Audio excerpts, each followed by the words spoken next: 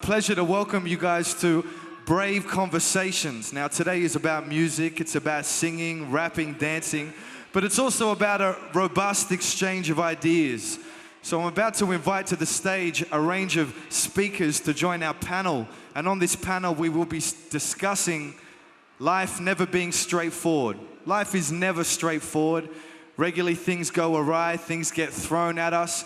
But today we're going to be talking about taking those challenges, those obstacles that we face, and using them as a fuel for self-expression. Even better, for creating art. So the panel speakers, I'll let them introduce themselves when they come up here, but they come from a range of different walks of life. They're going to be talking about turning that negativity, those obstacles, into something positive, and even creating a career.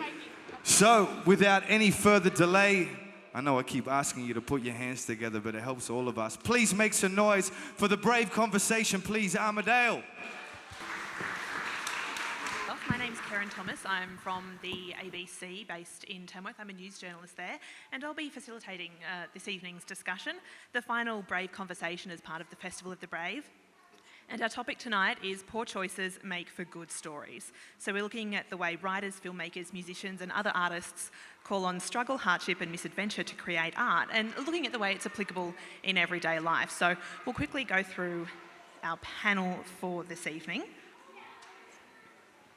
which I should have had up with me before I started. Next to me is Greg Pritchard. He is the Cultural Program Director for the Regional Arts Australia Conference. It's called the Dubbo Artlands, and it will be held in 2016. Next to him, we've got Kathy Mackay. She's a postdoctorate research fellow for the School of Health at UNE. Her work focuses on suicide, trauma, resilience and feminist theory. Next to her, we've got Professor Margaret Sims. Margaret works at UNE in early childhood in the School of Education. Next to her, we've got Michael Leslie. He's a dancer, choreographer, and in his words, a social entrepreneur. We might let him explain that a little bit later.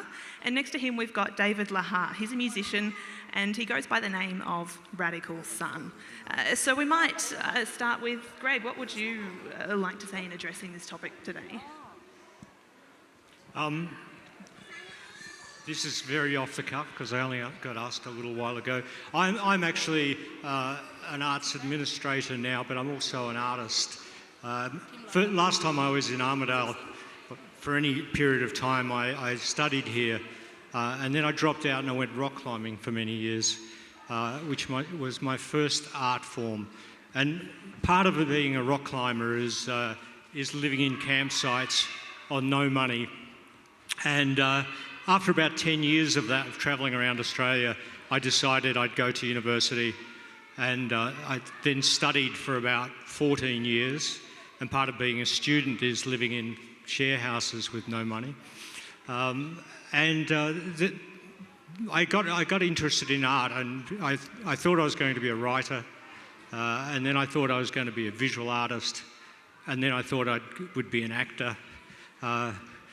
None of which paid extremely well, as you can imagine, and that's when I took up arts administration. When I looked back upon my life, not thinking that I was ever going to be an artist, interesting things like I call myself Australia's greatest hitchhiker, and that is possibly my greatest undocumented performance of 10 years of convincing people.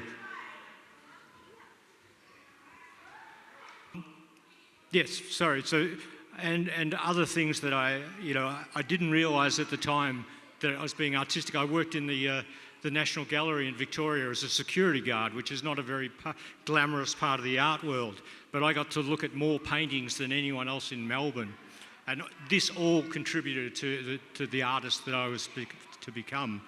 And the artist that I was to become contributed to my ability to work with people in the arts and put them together and work out, how to make projects. But I'll probably shut up and let more people talk.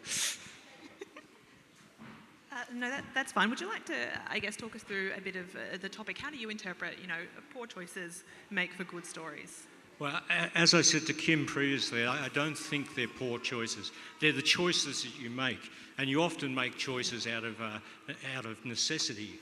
There's a German word, just to introduce them, Zugzwang, which is a chess term meaning when you have to move, and every move is to your disadvantage. And there are so many times in your life when you have to make a decision, you have to make a choice, but it's not going to be that good for you. But those choices end up being the person that you are.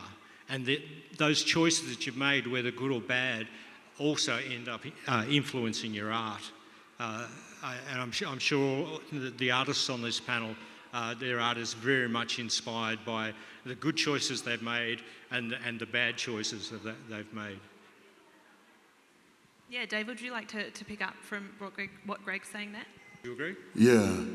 So, do I agree with what he's saying about do we create art from our life experiences? Yes.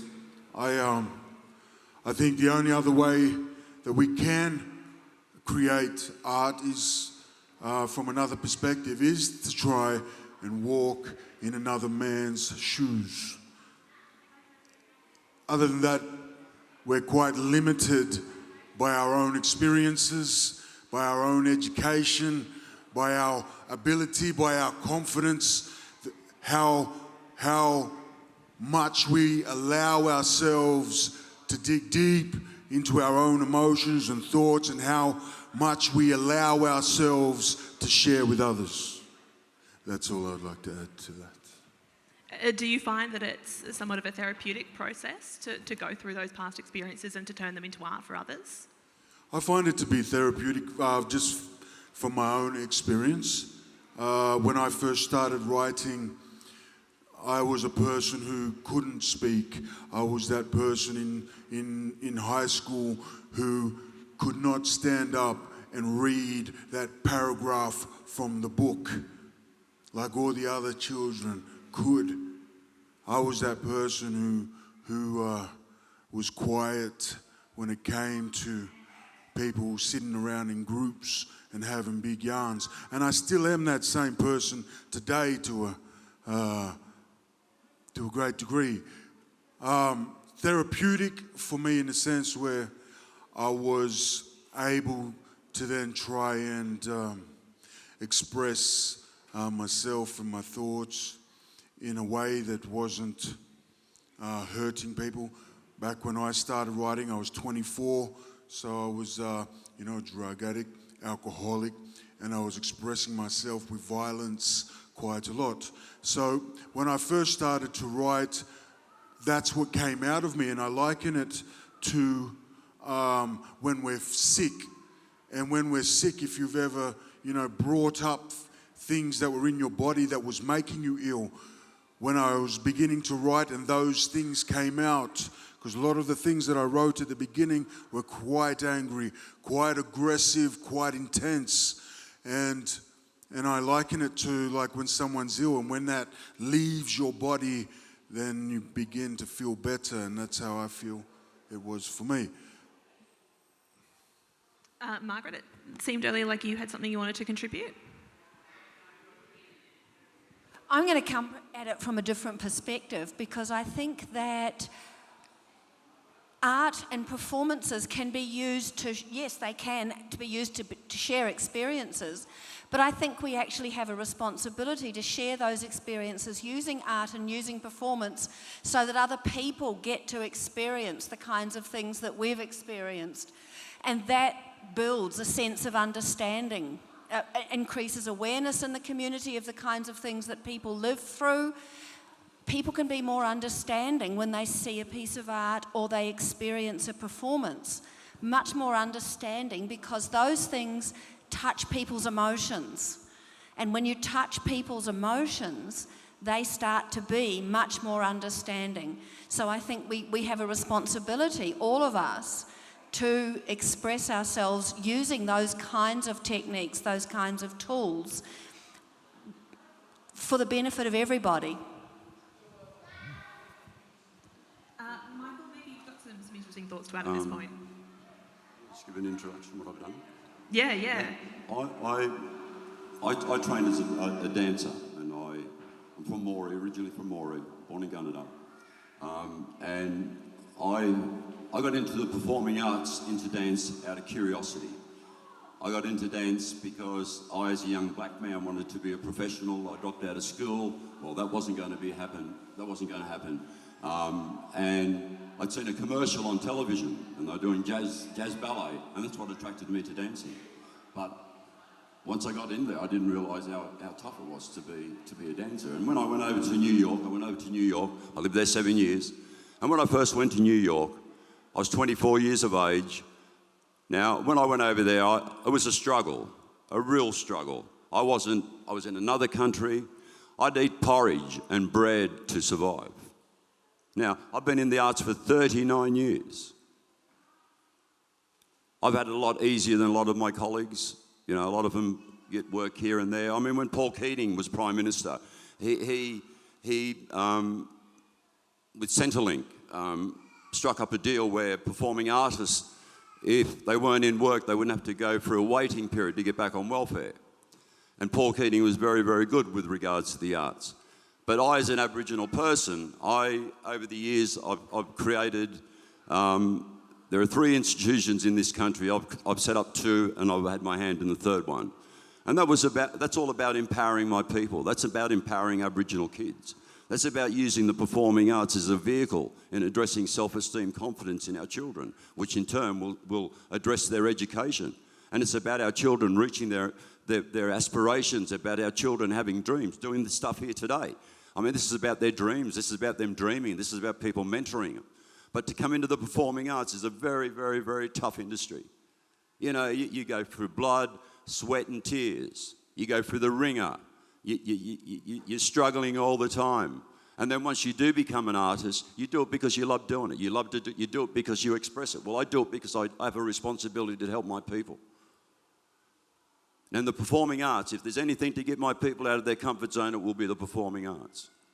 And I've set up the Aboriginal Centre for the Performing Arts in Brisbane. I was a founder of one of 5 founding students at Nasar Dance College in Sydney, Certificate 4 course at WAPA. I was a founder of Black Swan Theatre Company in WA, Marigeku Physical Theatre Company. So a lot of these kids that I've trained have gone into, but the point is that kids, you're in work, you're out of work. Now, the way the arts is that a lot of like opera, ballet, the orchestras are taking a bigger slice of the cake when it's all European. It's a class arts. We're creating class arts in this country. And doing stuff like Beyond Empathy in regional Australia, because that's where all the exciting stuff is happening, is in regional Australia. It's not happening in the cities. And the other thing is, theatre is boring because they're all doing the same old works because there's no funding there for the theatre companies.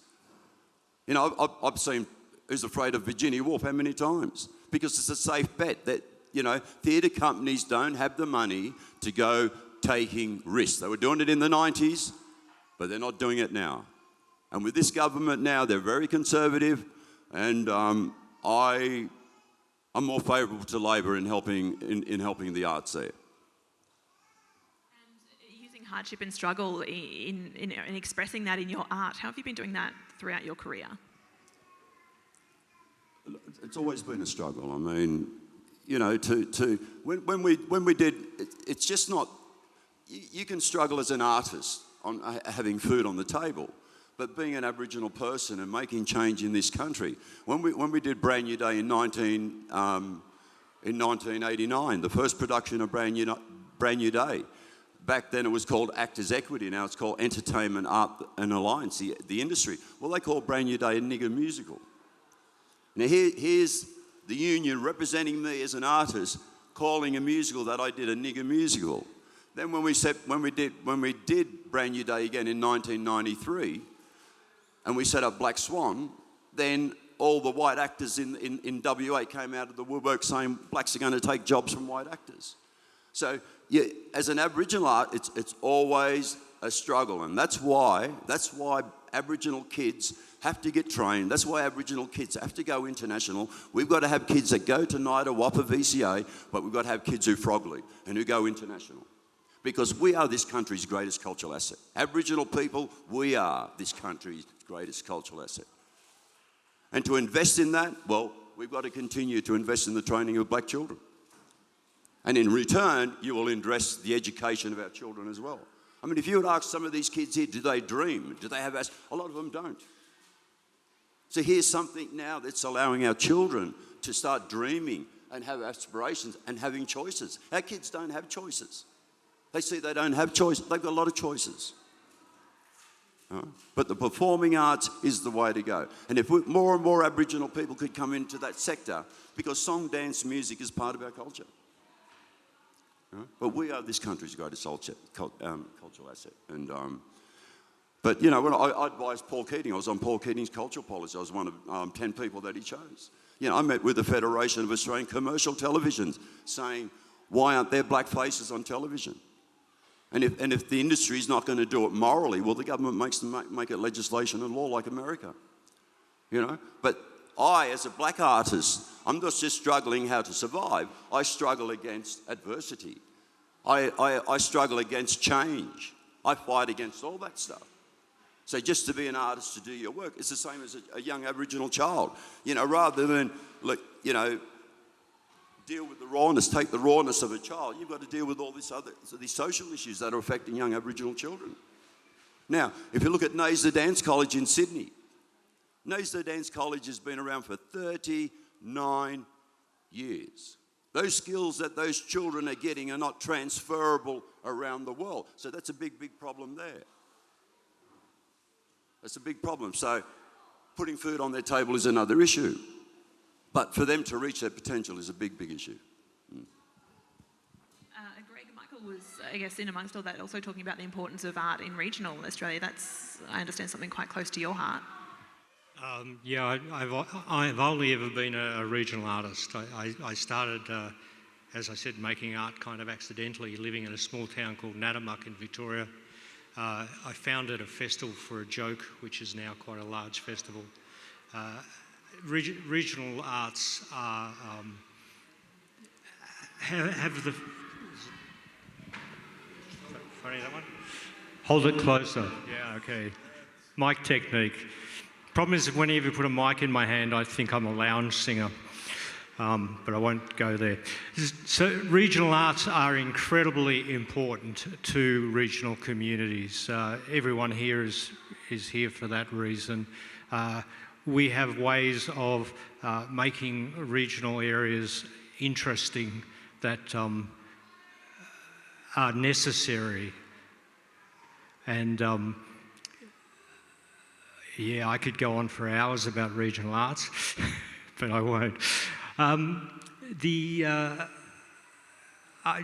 Just on Michael's point, I think part of the mission of regional arts is to try and supply some opportunity, like regional arts organisations, is to try and supply opportunities for Aboriginal people to participate and to work.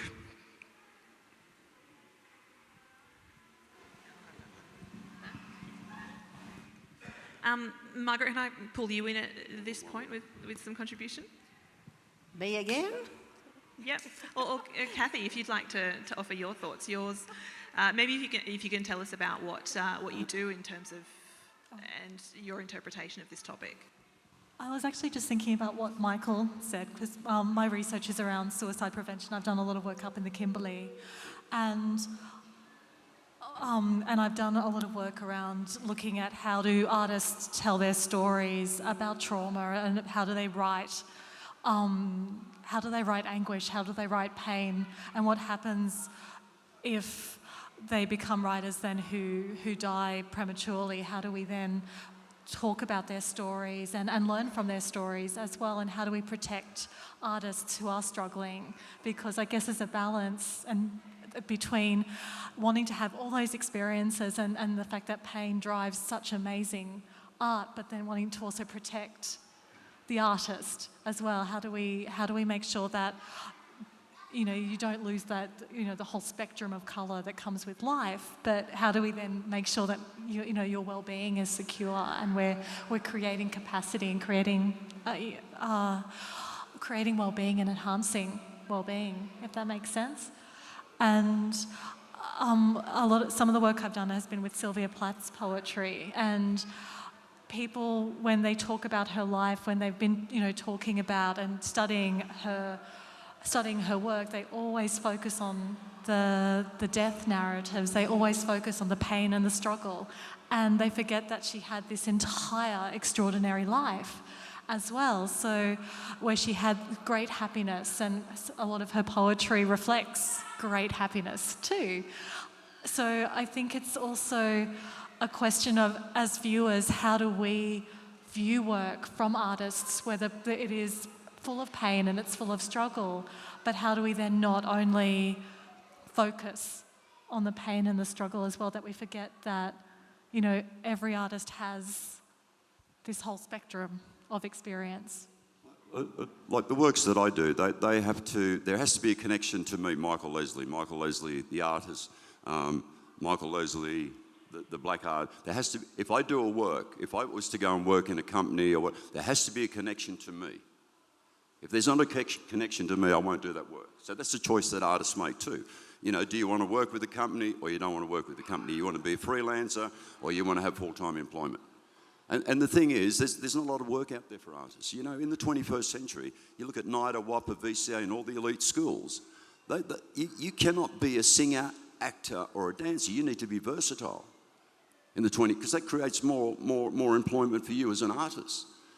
Artists don't know how to, write or do all these things that they're required to do.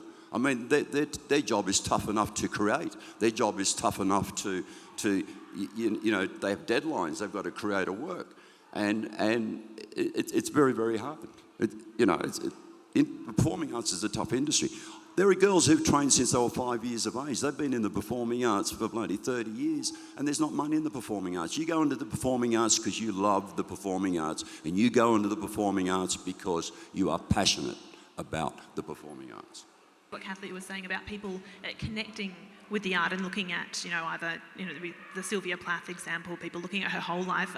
David and Michael, how do you find people respond? Do you get a better response, dealing with adversity than with, a happy story?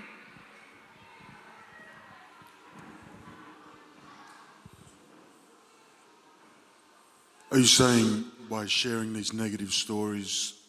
Do people connect more with hardship than with, a regular everyday occurrence? People can, help get through their own struggles by experiencing yours through music or through dance. I think that's a tough question. This is, I guess, another struggle that Indigenous artists have. In a story that's true to us, as a minority in this country, for majority of the country, I feel is a bit of just like oh, here we go again kind of thing. In my mind, that's how I feel if I was to talk about our history or our story. It has to be watered down so that it's not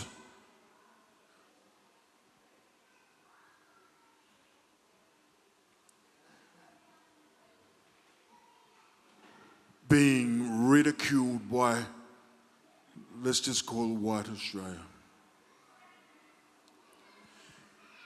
And I do change my music because of that. And that could be called selling out, It's funny, we say being in the arts is about expressing yourself. But you cannot truly express yourself in this business. Michael talks about how little money there is out there. If I was to be singing the songs that I wrote when I first began, I would not be here today. Beyond Empathy would not have heard of me, because I would not have been at those big shows where they went to look for artists.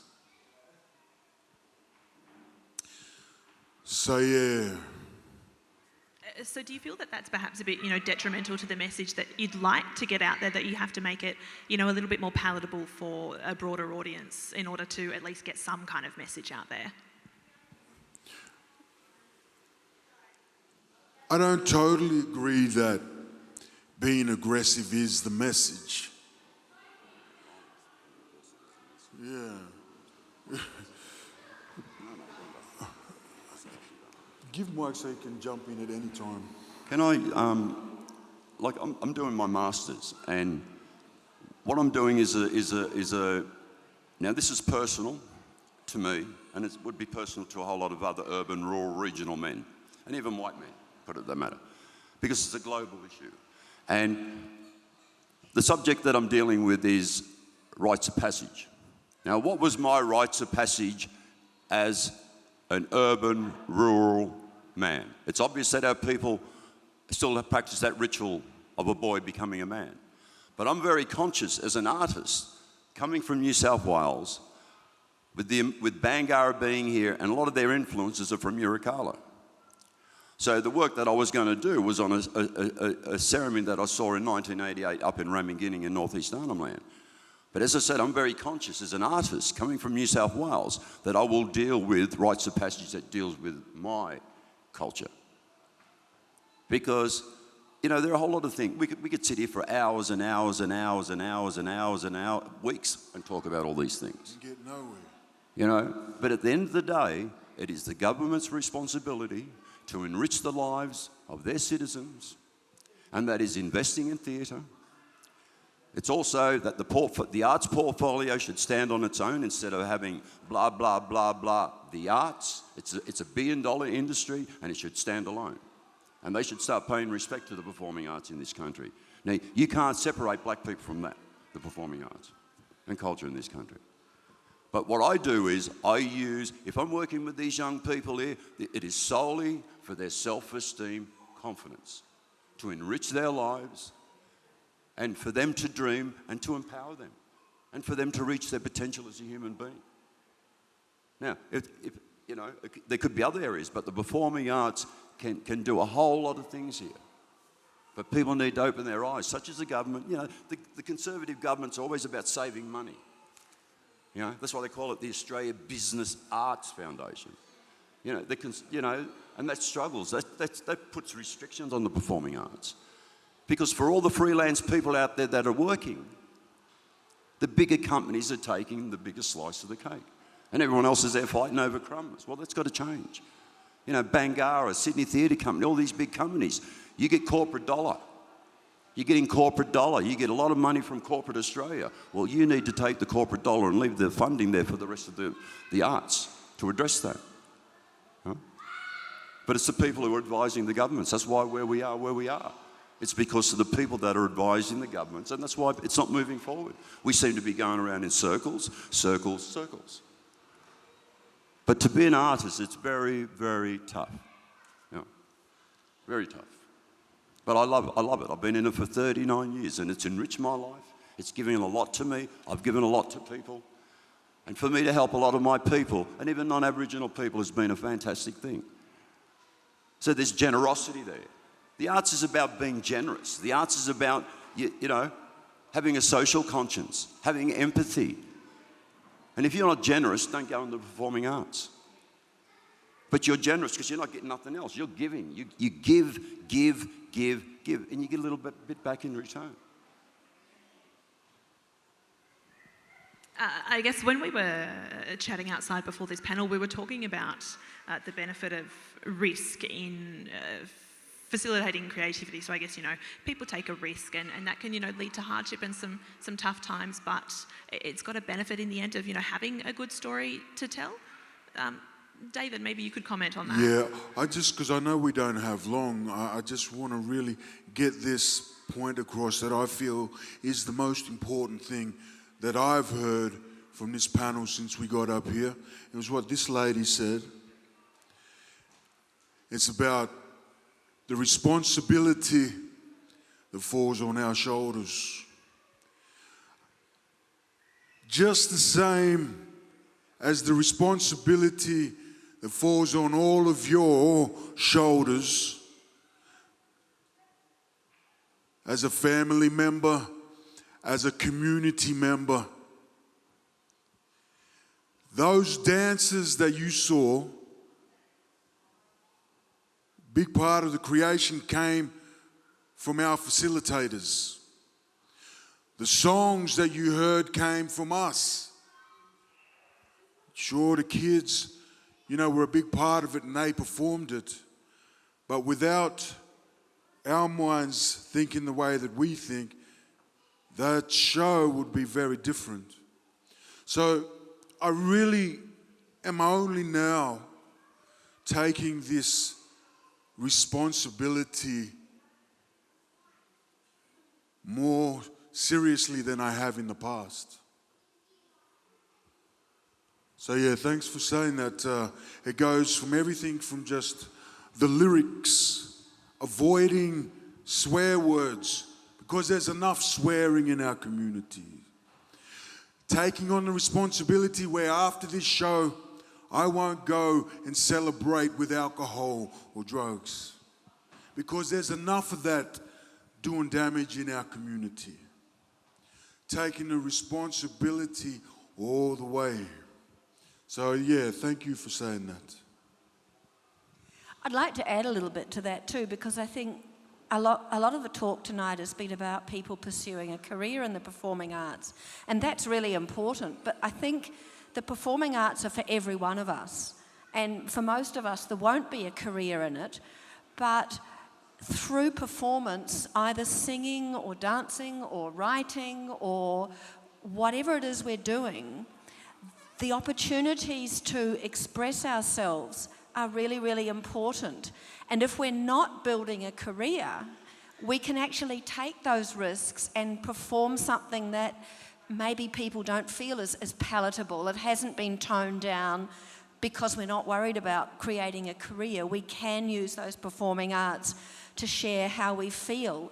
And I really do think we all need to share how we feel in whichever ways suit us, because it's through that sharing that other people learn to understand. If we keep it inside ourselves, we're not giving people a chance to understand what's happening for us. And if we don't give people a chance to understand, we don't give them a chance to learn, and we don't give the society a chance to change. So I think we all have to be responsible for using some kind of art, in whichever way suits, to share who we are and what we're feeling. Okay, as David mentioned, we are nearing the end of our allocated time for this session. Maybe just some final thoughts from each member of the panel. Greg, we'll start with you. Yeah, just on Margaret's point, Gertrude Stein said that an artist's mission in life is to find an antidote for the pain of human existence. And that's kind of where I work from. So I think what David was saying, it's okay to kind of put your heart and soul into your work.